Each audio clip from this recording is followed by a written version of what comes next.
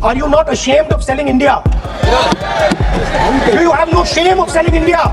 You have sold our mother. हमारा देश, भारत देश को आपने सेल कर दिया है। मैं सदन में कहना चाहता हूँ, आप गंभीर बात यहाँ पर कर रहे थे कि भारत माता को भेज। दोस्तों, आज के सवाल और जवाब बहुत ज़्यादा तगड़े होने वाले हैं और यही बात आज के वीडियो को दिलचस्प बना देने वाली है। लेकिन उससे पहले मैं आपको विनती करना चाहता हूं कि वीडियो को लाइक और चैनल को सब्सक्राइब जरूर कर लें, क्योंकि बहुत सारे लोग वीडियो देखते हैं लेकिन चैनल को सब्सक्राइब करना भूल जाते हैं। तो चैनल को सब्सक्राइब जरूर कर लें। पिछले दिनों में राहुल गांधी संसद में बजट पर चर्चा कर रहे थे और उसी दौरान उन्होंने यूएस ट्रेड डील के बारे में भी बात की थी और उसी समय उन्होंने सरकार पर ये आरोप भी लगाया था कि आपने देश को बेच दिया। हालांकि किरण रिजिजू जी ने इसका जवाब वहाँ पर ही दे दिया था, जिसे हम आगे वीडियो में देखने वाले हैं। लेकिन इसी वीडियो में आप देखने वाले और एक जवाब जो कि एकनाथ शिंदे के बेटे श्रीकांत शिंदे जी ने इसी मुद्दे पर राहुल गांधी जी को बहुत ही तीखा जवाब दिया था, जिसे आप आगे वीडियो में देखने वाले हैं। लेकिन उससे पहले हम देखते हैं कि राहुल गांधी जी ने ऐसा क्यों कहा था कि आपने देश को बेच दिया। सुनते हैं उस वीडियो को। For the first time in Indian history, our farmers are facing a storm. Makka, soybean, lal jawar, kapas. You have opened the door. You have opened the door to mechanized American farms, thousands and thousands of acres each farm. You have opened the door to crush our poor farmers. It is disgraceful. It is disgraceful. No prime minister has ever done this before. And let me tell you, no prime minister after you is ever going to do it. So we are facing a storm. You accept that we are facing a storm. You yourself say the era of one superpower is over, intensifying geopolitical conflicts. You yourself say energy and finance weaponization, and you have allowed the Americans to weaponize our finance and our energy against us? What does it mean when America says you cannot buy oil from somebody? It means our energy is weaponized. What does it mean when they say your tariffs will go down, our tariffs will go down and yours will come up? It means finance trade is weaponized. So you are telling us that the world is a place where geopolitical conflict is intensifying. You're telling us energy and finance being weaponized, and then you're having it done to you.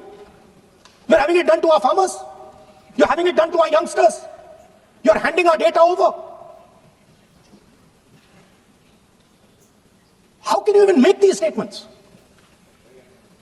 How can you even come to this house and talk this type of nonsense? Are you not ashamed of yourselves? Are you not ashamed of giving? No. We are patiently listening to Honorable Leader of Opposition. We are patiently listening. But the words... So I'm not yielding, sir. No, but you are saying shameful. You are saying nonsense. Nonsense. How can you? When the finance minister replies in the evening, the leader of opposition should listen to the reply of the honorable finance minister. My request is, please use the word whatever you choose to use, but don't make it abusive. It doesn't. That's not abusive, my friend. Nonsense. जो nonsense आपने use Sir, किया, speak. वो कार्रवाई Speak, sir, ऐसा नहीं speak. बनेगा. Nonsense is not appropriate. I did not use nonsense, You sir. have used. You have used. You have used. Your Okay, so I won't use nonsense. Okay, please. Sir, ashamed is not an abuse. नहीं. There's nothing, in saying, are you not ashamed, there is no abuse. No, ashamed you can use. I am just stating. Whatever you have, Okay, you sir, let have me speak. forgotten, I think so. I am saying, Speaker, sir, I am saying that you have sold India. Are you not ashamed of selling India? Do you have no shame of selling India? You have sold our mother, Bharat Mata. Do you have no shame? अब एक छोटी सी clip है जिसमें किरण रिजिजू जी ने इस बात पर अपनी राय रखी थी और एक तगड़ा जवाब दिया था। सुनिए। राहुल जी ने कहा कि हमारा देश, भारत देश को आपने सेल कर दिया है। मैं सदन में कहना चाहता हूँ, आज तक कोई माई के लाल पैदा नहीं हुआ जो भारत को सेल कर सकता है, कोई खरीद सकता है, नहीं हो सकता है। और आपने प्रधानमंत्री जी को कहा, मैं दावे के साथ कहता हूँ, इस देश का आज तक सबसे मजबूत प्रधानमंत्री नरेंद्र मोदी जी है। कोई हिला नहीं सकते, कोई हिला नहीं सकते। आपका कहने से क्या होगा? आप लोगों ने देश को इतना कमजोर बना के रखा है। 2014 तक हमारा देश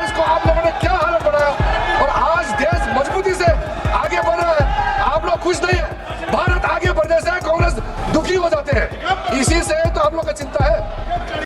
अब सुनते हैं कि इसी बात पर श्रीकांत शिंदे ने क्या जवाब दिया था, सुनिए। गंभीर बात यहाँ पर कर रहे थे कि भारत माता को भेज दी। यहाँ पर किरण रिजिजू जी कहाँ है आप कि किसी माइकलाल में दम नहीं है जो भारत माता को भेजे। लेकिन इनके समय भारत माता का अपमान करने का काम किसने किया? अक्साई चीन, याद है आपको अक्साई चीन? इनके ही प्रधानमंत्री जी ने कहा था वहां तो घास का एक तिनका भी नहीं उगता, इस जमीन का हम क्या करेंगे। कच्चा थीव द्वीप जो श्रीलंका को दे दिया, इनके ही समय दे दिया। तो भारत माता का अपमान करने का काम इन लोगों ने किया। और जम्मू एंड कश्मीर जिसको बचाने का काम हमारे प्रधानमंत्री और हमारे होम मिनिस्टर जी ने किया, 370 कलम लगा के, आज उसकी बदौलत है आज जम्मू एंड कश्मीर भी भारत का हिस्सा है। ये कह रहे थे यहां पर कि पाकिस्तान और भारत को अमेरिका ने एक ही तराजू में तोला है। मैं यहां पर कुछ ये जैसे बुक लेके आए थे, मैं यहां पर कुछ न्यूज लेके आया हूं। US used Pakistan then threw away like toilet paper. ये किसने कहा? ख्वाजा आसिफ जो डिफेंस मिनिस्टर है पाकिस्तान के, 2 दिन पहले ये उन्होंने कहा। यह है पाकिस्तान की लेवल, जिसको हर समय भारत के बाहर भी जाकर भारत को अपमान करने का काम और इस सदन में खड़े रहकर भी भारत का अपमान करने का काम कुछ लोग रोज यहां पर कर रहे हैं।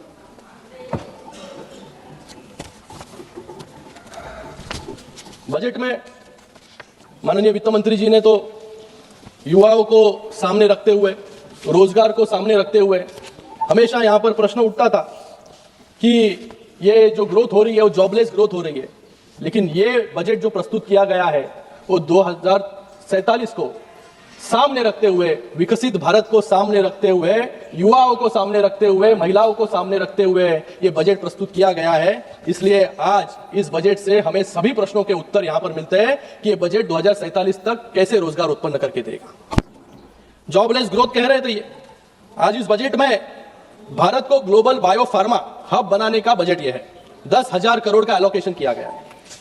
एबीसीजी जो मुंबई में स्थापित होने वाली है, केमिकल प्रोडक्शन के लिए 3 केमिकल पार्क्स हो, महात्मा गांधी ग्राम रोजगार सेवा स्वराज अभियान हो, 200 लीगेसी इंडस्ट्रियल क्लस्टर्स को, अभी तक जिसके बारे में कभी निर्णय नहीं लिया गया था, जो सिक इंडस्ट्रीज है उसको पुनः रिजुवेनेट करने का काम इस बजट के माध्यम से होगा।